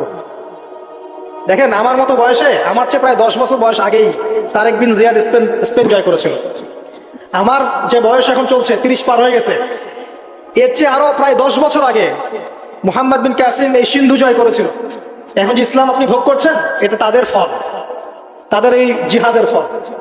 তো এখন আমাদের এই যে 20 বছর 30 বছরের যুব সমাজের দিকে তাকায় দেখেন, একবার তাকায় দেখেন, চেহারাগুলো একটু দেখেন, চেহারা দেখেন, এক একটা চেহারা দেখেন, চেহারায় নূর নাই, নষ্ট হয়ে গেছে, নামাজ নাই, চোখগুলো বসে যাচ্ছে, কারণ সারা রাত জেগে থাকছে।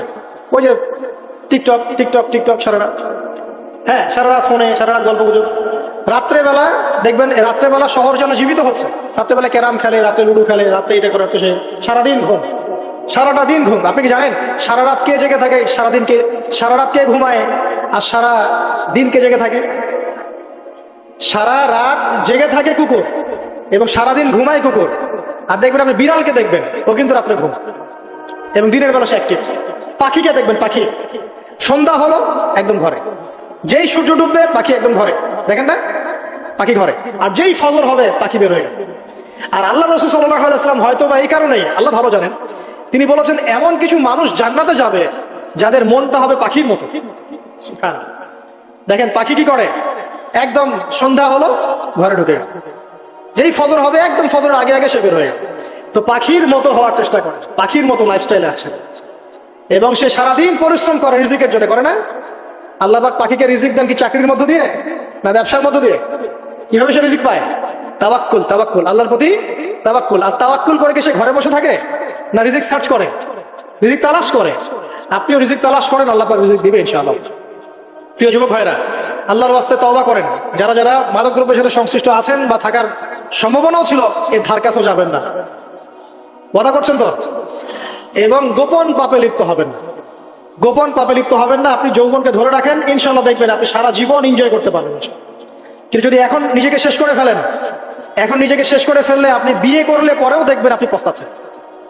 ওই যে কলিকাতা হারবালে যেতে হবে, মডার্ন হারবালে দৌড় দিতে হবে। আর সব হারবাল টারবাল খেয়ে লাভ হয় না। কারণ কি? কারণ আল্লাহ প্রদত্ত যে নেয়ামত সেটা আপনি নষ্ট করে ফেলেছেন, এখন এইটা আর আপনি ক্ষতিপূরণ দিতে পারবেন। অতএব জীবনটাকে সিরিয়াসলি নেন।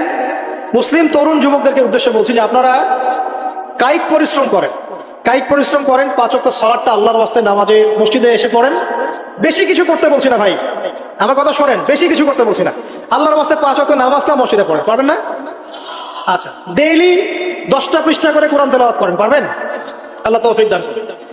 ডেইলি 2-4 টাকা করে সদকা করেন, পারবেন? আচ্ছা, প্রত্যেক দিন কিছু দাওয়াতি কাজ করেন, আমর বিল মারুফ, সৎ কাজের আদেশ করবেন, নাহি আনিল মুনকার, অসৎ কাজে নিষেধ করুন। পারা যাবে ইনশাআল্লাহ। আপনি হালাল রিজিকের একটা সন্ধান খোঁজার চেষ্টা করেন, পারবেন ইনশাআল্লাহ। পড়াশোনায় নিজেকে ব্যস্ত রাখেন, লেখাপড়ায় নিজেকে ব্যস্ত রাখেন। যদি এর পাশে আপনি সময় পান, আমি বলবো আপনি খেলাধুলা করেন।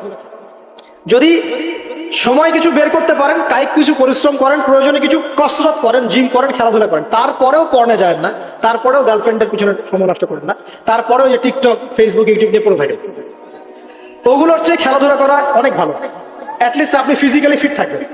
অনেকে বলতে পারে যে এটা না করলে হয়, এটা বাজে কাজ, সময় নষ্ট। আমি মনে করি এখনকার যুবকরা যেসব পথে সময় নষ্ট করছে এর চাইতে অ্যাটলিস্ট খেলাধুলা করলে ভালো ছিল। একটা সময় ছিল না, আজকে থেকে 10 বছর আগে প্রচুর খেলা হতো না? ক্রিকেট হতো, ফুটবল হতো, এই ব্যাডমিন্টন হতো শীতকালে, তাই না? খেলার লিপ্ত থাকলে কিন্তু আমাদের মধ্যে একটা হৃদ্যতা, একটা বন্ড তৈরি হতো, একটা বন্ড। আমরা অনেক টুর্নামেন্ট খেলতাম না? এখন দেখবেন কিচ্ছু নাই, সব বন্ধ, খালি ফোন, সারাদিন কি ফোন। এটা আরো কি ডেঞ্জারাস না?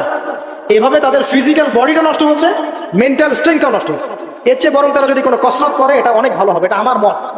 এটা আমি কোরআন সুন্নাহ থেকে কোনো কথা বলছি না, আল্লাহ পাক বোঝার তৌফিক দেখ। শেষ কথা হলো যে আইয়ামে জাহিলিয়াতের আরেকটা নির্মম বর্বরতা ছিল হচ্ছে গোত্রীয় দ্বন্দ্ব। কি ছিল? গোত্রীয় দ্বন্দ্ব। এটাই দিয়ে আমি শেষ করছি। সেটা হলো কেমন গোত্রীয় দ্বন্দ্ব? মনে করেন একটা গোত্রের নাম বনু তামিম, একটার নাম বনু হানিফা, একটার নাম হচ্ছে বনু কুরাইজা, একটার নাম হচ্ছে মনে করেন বনু মাখজুম, আরেকটা হচ্ছে বনু আদি। এরকম অনেক গোত্র ছিল। তো এই গোত্রগুলোর মধ্যে আপোষে দ্বন্দ্ব চলতো। খুব সামান্য কারণে তারা দীর্ঘস্থায়ী যুদ্ধ করত। একটু বোঝার চেষ্টা করে, খুব সামান্য কারণে তারা লম্বা লম্বা যুদ্ধ করত। একটা উটকে কেন্দ্র করে প্রায় 80 বছর যুদ্ধ হয়েছে। কত বছর? 80 বছর। এখন আপনাকে বলি, এই যে জাহেলিয়াতের এই যে গোত্রীয় হানাহানি, মারামারি, কাটাকাটি, এটা কি এখন সারা বিশ্বে ছড়িয়ে পড়েছে কি পড়ে নাই? আল্লাহ নূর দিয়ে দেখেন, পড়েছে কি পড়ে নাই? দেশে দেশে হানাহানি বেড়েছে না কমেছে? রাসূলুল্লাহ সাল্লাল্লাহু আলাইহি ওয়াসাল্লাম 23 বছর নবুয়তের জীবনে যতগুলো জিহাদ করেছেন এবং সারিয়া করেছেন, এতে সব মিলে হয়তো 2 থেকে 3 হাজার মানুষও মারা যায় নাই। ঠিক আছে? কিন্তু এখনকার দেখবেন প্রথম বিশ্বযুদ্ধেই কয়েক কোটি মানুষ শেষ, দ্বিতীয় বিশ্বযুদ্ধেই আরো কয়েক কোটি মানুষ শেষ, আর সামনে যে নিউক্লিয়ার যুদ্ধ হতে যাচ্ছে আল্লাহু আলাম কবে হবে, এবং এটা হইলে যে কি হবে পৃথিবীর অবস্থা আল্লাহই ভালো জানে। এমন নিউক্লিয়ার ওয়েপন্স আছে যেটা আসমানে যদি বিস্ফোরণ ঘটানো হয় তাহলে ওই দেশের সমস্ত ইলেকট্রনিক জিনিসগুলো নষ্ট হয়ে যাবে। বুঝতে পারেন এই কথা? বোম মারতে হবে না পৃথিবীতে, মাটিতে বোমটা মারতে হবে না, আসমানে বিস্ফোরণ করে দিবে, তাতে আপনার পুরো দেশের যত ইলেকট্রনিক ডিভাইস আছে সব ড্যামেজ। এটা এই যুগ। ওই হিরোশিমা নাগাসাকির কথা মনে আছে? কি হয়েছিল ওখানে বলেন? 2টা বোম ফেলা হয়েছিল, পারমাণবিক বোমা। কে ফেলেছিল? আমেরিকা। আচ্ছা, ওই বম দুটার নাম কি? হ্যাঁ, এই তো জানেন, লিটল বয় আর ফ্যাটম্যান। ওই 2টা বোম পড়ে যে কোটি কোটি মানুষ মারা গেল। এখন পর্যন্ত জাপানের মানুষ তার তেজস্ক্রিয়তায় ভোগে। এখনকার পারমাণবিক ওয়েপন্স গুলো তার চেয়ে অনেক অনেক অনেক বেশি শক্তিশালী, হাজার লক্ষ গুণ বেশি শক্তিশালী হতে পারে। রাশিয়ার কাছে এমন সুপারসনিক মিসাইলস আছে, নিউক্লিয়ার মিসাইলস, যেগুলো শব্দের গতিবেগের চাইতেও 10 গুণ বেশি যেতে পারে। শব্দের গতিবেগ কত হার্টস বলো? তোমার সায়েন্সে পড়ো নাই? তো এই শব্দের গতিবেগের চাইতেও 10 গুণ 20 গুণ বেশি যেতে পারবে কি একটা মিসাইল। মানে মিসাইল আবার আকাশ প্রতিরক্ষা ব্যবস্থা বলে একটা কথা আছে। আকাশ প্রতিরক্ষা ব্যবস্থায় ওই মিসাইলগুলোকে ডিফেন্ড করে দেওয়া যায়, ধ্বংস করে দেওয়া যায় আকাশে। ওই প্রতিরক্ষা ব্যবস্থাও ধরতে পারবে না কত জোরে মিসাইল যাচ্ছে। এবং সেই রাশিয়াকে উস্কে দিচ্ছে এখন পশ্চিমারা, ফেলো একটা বোম, ইউক্রেনে একটা বোম ফেলো খালি। ও যদি একটা ফেলেই দেয় তখন দেখবেন পশ্চিমারা সবাই মিলে আবার যুদ্ধে নেমে যাবে, পুরো বেসাকার হয়ে যেতে পারে। আল্লাহু আলাম, আল্লাহ ভালো জানেন। তবে এটা সময়ের ব্যাপার মাত্র যে বিশ্বে একটা ভয়ঙ্কর প্রলয়কারী কিছু একটা হতে যাচ্ছে। বলবো যে ভবিষ্যৎবাণী করে বেড়াচ্ছে। ভবিষ্যৎবাণী করি নাই, আপনার বর্তমান সম্পর্কে জ্ঞান নাই বলেই বর্তমানকে আপনার ভবিষ্যৎ মনে হয়। বর্তমান সম্পর্কে আপনি অজ্ঞ বলেই বর্তমানের জ্ঞানটাকে আপনার কাছে ভবিষ্যৎ মনে হচ্ছে। বর্তমান সম্পর্কে জ্ঞান অর্জন করেন, দেখবেন সঠিক বুঝতে পারবেন। নিউক্লিয়ার যুদ্ধের দ্বার প্রান্তে। তো যেটা বলছিলাম, এই যে গোত্রীয় হানাহানি দেখেন ছড়িয়ে পড়েছে, আর এই হানাহানিকে উস্কে দিচ্ছে কারা? এই উদ্দেশ্য বাস্তবায়নের জন্য তারা এই কাজগুলো করে বেড়াচ্ছে। আইয়ামে জাহিলিয়াতের সেই যে সুন্নত, ওই যে জাহিলিয়াত এখন সারা বিশ্বে এভাবে ছড়িয়ে পড়ছে। অতএব আপনার চোখ কান খোলা রাখতে হবে। ভয়ঙ্কর অবস্থা সামনে। দেখেন না, গভর্নমেন্ট বলছে এখন সামনে ভয়ঙ্কর খাদ্য সংকট দেখা দিবে, কৃষিজ দিকে ফোকাস করতে বলছে এবং নিজেদের খাদ্য উৎপন্ন করার দিকে মনোযোগী হতে বলছে। এই কথাগুলো 5 বছর থেকে বলি নাই, তখন তো খারেজি হয়ে গেছিলাম। এখন এই কথাগুলো খোদ আমাদের দেশের প্রাইম মিনিস্টারও বলছেন, আলহামদুলিল্লাহ, তাকেও সেই বুঝ আল্লাহ পাক দান করেছেন। তো এই যে কথাগুলো, এগুলো কোনো অনেক গল্প কাহিনী না। যারা ওয়ার্ল্ড অ্যাফেয়ার্স বোঝেন তারা জানেন যে বিশ্ব এখন একটা ভয়ঙ্কর একটা অবস্থার সম্মুখীন হয়েছে। এটা আপনারা বুঝতে হয়তো দেরি করে ফেলছেন। আল্লাহ পাক আপনাদেরকে বোঝার তৌফিক দান করুন, আমিন। শেষ কথা বলি, ওই দ্বন্দ্বটা কিন্তু দেশ থেকে দেশ ছড়িয়েছে, যেমন ঠিক একইভাবে ধর্মের মধ্যেও ছড়িয়েছে। ধর্মের মধ্যেও আমরা কিন্তু বহু দলে ভাগ হয়ে গেছি। এমনকি মুসলিমদের মধ্যেও আমরা শততা বিভক্ত বিভিন্ন দলে, আছে না? একদল আরেক দলের লোকদেরকে সহ্য করতে পারে না, আরেক দল আরেক দলের ইমামকে সহ্য করতে পারে না, হ্যাঁ, এক সংগঠন আরেক সংগঠনকে সহ্য করতে পারে না। এই যে গোত্রীয় হানাহানির সুন্নত, ওই আইয়ামে জাহিলিয়াতের সুন্নত, এটা এখন মুসলিমদের মধ্যেও ঢুকে পড়েছে। তো প্রিয় ভাইরা, দেখুন, আমি এক কথায় বোঝাতে চাইলাম যে জাহিলি যুগ আপনি যেটাকে বলছেন, আইয়ামে জাহিলিয়াত যেটাকে বলছেন, যে কারণে বলছেন, ওই কারণগুলো প্রত্যেকটা কারণ এখনকার বিশ্বে মজুদ আছে। শুধুমাত্র স্বল্প পরিসরে না, এখন বড় পরিসরে মজুদ আছে। অতএব আপনাকে যদি আইয়ামে জাহিলিয়াতুল আকবার বলে কোনো বিশ্বকে রিকগনাইজ করতে হয়, তাহলে এখনকার বিশ্বকে করতে হবে। অতএব এই ওয়ার্ল্ড অ্যাফেয়ার্সটাকে বোঝেন, জাহিলিয়াতটাকে বোঝেন। এই জাহিলিয়াত থেকে উত্তরণের জন্য সমাধান কে দিয়েছিল বলেন? ইসলাম কি সমাধান দেয়নি? ইসলাম সমাধান দিয়েছে, কোরআন সমাধান দিয়েছে। রাসূলুল্লাহ সাল্লাল্লাহু আলাইহি ওয়াসাল্লাম 23 বছরের মধ্যেই সমস্ত জাহিলিয়াতকে দূর করে দিয়েছে, তাই নাই? বলেন, 23 বছর পর কি মক্কায় শিরক ছিল? বলেন, 23 বছর পর কি মক্কায় সুদ ছিল? 23 বছর পর কি মক্কায় জেনা, এই যে আপনার ব্যভিচার, এই যে আপনার মাদক, এই যে গোত্রীয় হানাহানি, নারীর অবমাননা, এগুলো ছিল? তাহলে একজন মহামানব, তিনি 23 বছরের মধ্যেই পুরো সমাজটাকে সংস্কার করে ফেললেন না? সেই রাসূল সাল্লাল্লাহু আলাইহি ওয়াসাল্লামের সুন্নত কি মরে গেছে? সেই আল্লাহ কি মরে গেছেন? নাউজুবিল্লাহ। সেই আল্লাহ পাকের নাজিলকৃত কোরআন এবং হাদিস কি মরে গেছে?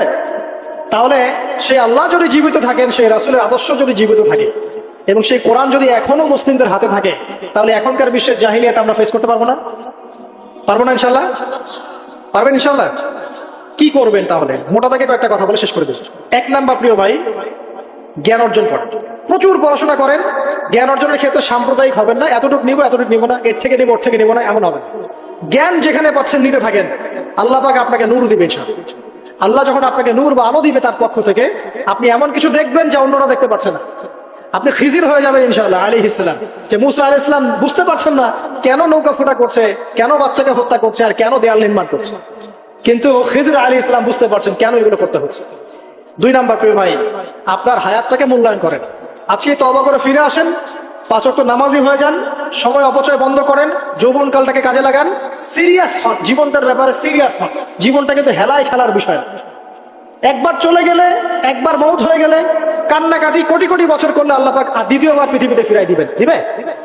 তো কি কারণে আমরা আমাদের সময়টাকে হেলায় নষ্ট করছি? সুযোগ আছে? কোনো সুযোগ নাই। যেই কাজের পরকালীন কোনো ফায়দা নাই, সেই কাজে আমি নাই। সোজা কথা বোঝেন? যেই কাজে পরকালের কোনো ফায়দা নাই, সেখানে আমি নাই, এরকম আকীদা রাখবেন। ইলম অর্জন করবেন কেন? পরকালের ফায়দা আছে তাই। নামাজ কেন পড়বেন? পরকালে ফায়দা আছে তাই। প্রেমের সম্পর্ক করবো না কেন? পরকালে ফায়দা নাই তাই। এই মিউজিক শুনবো না কেন? আমি পরকালে কোনো ফায়দা নাই তাই। আমি অহেতুক এসব টিকটকের পিছনে ঘুরবো না কেন? পরকালে কোনো ফায়দা নাই তাই। যে কাজ পরকালে ফায়দা দিবে, আমি সেই কাজে আসছি। পারা যাবে ইনশাআল্লাহ? আল্লাহ তৌফিক দান করুন।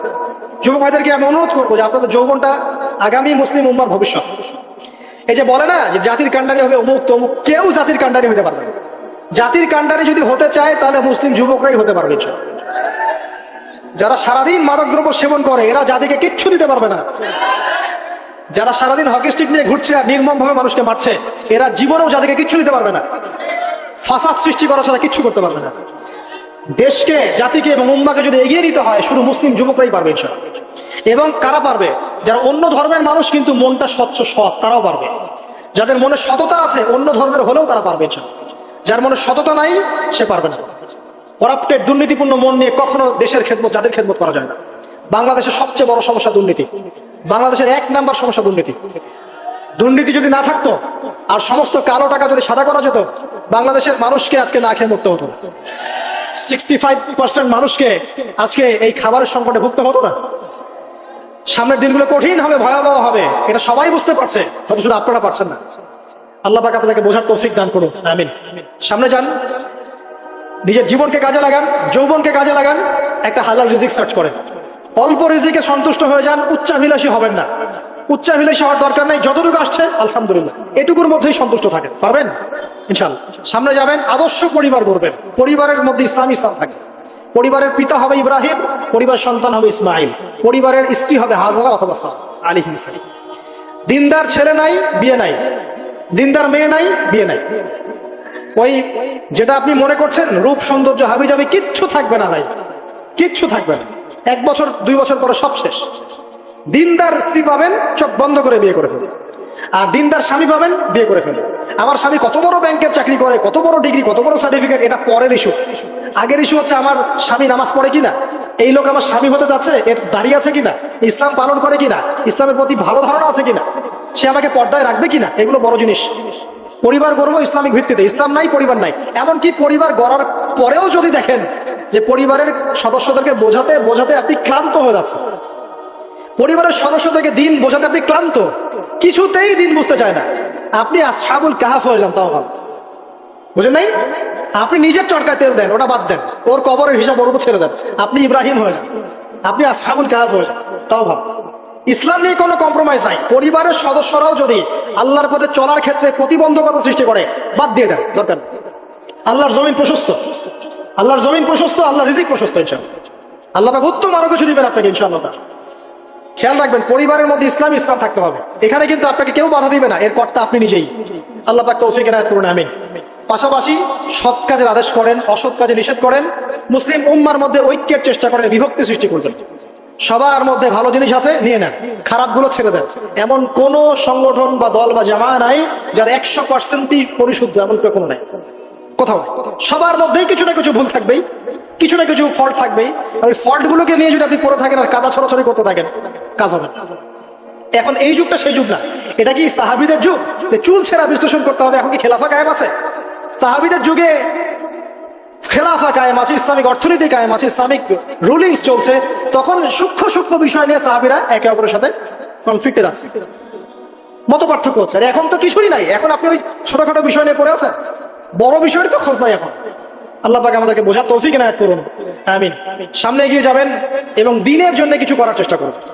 আপনার জান, আপনার মাল, আপনার সময় শ্রম দিয়ে ইসলামের জন্য কিছু করে যাওয়ার চেষ্টা করুন। কিছু না পারেন, একটা এতিমখানা করেন, একটা মাদ্রাসা করেন, একটা মসজিদ করেন, ঠিক আছে, একটা সামাজিক সংগঠন করেন, একটা কি বলবো, আপনি যদি পলিটিক্সও করেন, কোনো সমস্যা নাই, কিন্তু এটাকে ভালোর দিকে নিয়ে আসে, ন্যায়ের দিকে নিয়ে আসে। দুর্নীতি অন্যায় বাদ দেন, অন্যের ক্ষতি করা বাদ দেন, অন্যের গীবত তহমতের সংস্কৃতি বাদ দেন, ভালো কিছু করেন, সামাজিক কাজ করেন, মানবতার কাজ করেন। আপনি যদি লিখতে পারেন লিখেন, বলতে পারলে বলেন। আপনি কিছু করতে পারেন না, অ্যাটলিস্ট আপনি ইসলামপন্থীদেরকে সাপোর্ট দেন, আপনার সম্পদ দিয়ে, আপনার অর্থ দিয়ে সাপোর্ট করেন। কিচ্ছু করতে পারছেন না, কিছুই করার ক্ষমতা নাই, নিজেকে নিয়ে ব্যস্ত থাকেন, আগুন উস্কে দিয়ে না, মনে করেন আপনার কিছু করারই ক্ষমতা নাই, কোনো যোগ্যতা নাই, ঠিক আছে, আপনি চুপ থাকেন, অ্যাটলিস্ট আপনি আগুন উস্কে দিয়ে নিজেকে নিয়ে ব্যস্ত থাকেন, আপনি আপনার কাজ করেন। আল্লাহ পাক আমাদের সবাইকে দিনের জন্য কিছু করার তৌফিক দান করুন, আমিন। আর সবশেষ কথা হচ্ছে যে বর্তমান অর্থনীতি, সমাজনীতি, বিশ্ব ওয়ার্ল্ড পলিটিক্স, এগুলো খুব ভালো করে পড়াশোনা করুন, করে কোরআন সুন্নাহর সাথে মেলাবেন, আখিরুজ জামানের হাদিস এবং আয়াতগুলোকে স্টাডি করেন, সমসাময়িক প্রেক্ষাপটের সাথে এই পরিস্থিতিগুলো মেলানোর চেষ্টা করেন। দেখবেন আপনার চোখ আল্লাহ খুলে দেবে, ইনশাআল্লাহ। এবং ইনশাআল্লাহ আযজা ওয়া জাল আপনি এমন কিছু সলিউশন জাতির সামনে উপস্থাপন করতে পারবেন যেটা আর 10 জন পারছে না, ইনশাআল্লাহ। সর্বপ্রথম কথা, ব্যক্তিকে পরিশুদ্ধ করি, আত্মশুদ্ধি অর্জন করি, আল্লাহর হুকুম আহকামগুলো পালন করি, পরিবার গঠন করে হালাল রিজিক সার্চ করি। এরপরে আমি দ্বীনের জন্য কিছু করার চেষ্টা করি। যদি আল্লাহ পাক আমাকে আরো বেশি যোগ্যতা দেন, তখন আরো বড় পরিসরে দ্বীনের খেদমত করার তৌফিক আল্লাহর পক্ষ থেকে চেয়ে নেই, আল্লাহ পাক কবুল করবেন ইনশাআল্লাহ আযজা ওয়া জাল। আজকের মতো আমরা লম্বা করছি না, এখানে শেষ করছি। আমরা কিছু প্রশ্ন উত্তর দিব ইনশাআল্লাহ। তবে দোয়া করছি আপনারা সবাই দোয়ায় শরীক হন যে আল্লাহ রাব্বুল আলামিন আমাদের সবাইকে যেন কোরআন এবং সুন্নাহর ইলম অর্জন করার তৌফিক এনায়েত করেন, আমিন। এবং আমাদেরকে সংকীর্ণ মানসিকতা থেকে বেরিয়ে আসার তৌফিক দান করেন। আল্লাহ পাক আমাদেরকে ওই আইয়ামে জাহিলিয়াতের সেই বড় বড় পাপগুলো থেকে বাঁচিয়ে রাখুন, আমিন। এবং এই পাপগুলোর যে মহামারী এখন চলছে, এখান থেকে আল্লাহ পাক আমাদের পরিবারবর্গকে হেফাজত করুন। আল্লাহ আমাদের মা বোনদেরকে খাস পর্দায় থাকার তৌফিক দান করুন। আল্লাহ পাক আমাদের যুবক ভাইদেরকে যাবতীয় পাপাচার ছেড়ে দেওয়ার তৌফিক দান করুন। আল্লাহ পাক আমাদের যুবক ভাইদেরকে 5 ওয়াক্ত নামাজি বানিয়ে দিন। আল্লাহ পাক আমাদের যুবক ভাইদেরকে এই মাদক, পর্ন এসব ছেড়ে দেওয়ার তৌফিক দান করুন। আল্লাহ পাক যুবক ভাইদেরকে রিজিকের ব্যবস্থা করে দেন। আদর্শ পরিবার গঠন করার জন্য আল্লাহ আপনি সাহায্য করুন। আল্লাহ পাক আমাদের বাচ্চা যারা আছে, কচি কাঁচা বাচ্চা, এদেরকে ইসলামিক আদর্শে বড় করার তৌফিক দান করুন। আল্লাহ পাক আমাদের ঊর্ধ্বতন কর্তৃপক্ষ যারা থাকবে, প্রশাসনে, রাষ্ট্রে, যে যেখানেই থাক, আমরা দোয়া করি আল্লাহ পাক সবাইকে ঈমান দান করুন, আমিন। এবং আল্লাহ পাক তাদের গুনাহগুলোকে মাফ করে দিন। আল্লাহ পাক তাদের হাতকে শক্তিশালী করুন এবং তাদেরকে মুসলিম উম্মার জন্য কাজ করার তৌফিক দান করুন। এবং ইসলামের শত্রুদের বিরুদ্ধে তাদেরকে শক্ত অবস্থান নেওয়ার তৌফিক দান করুন, আমিন।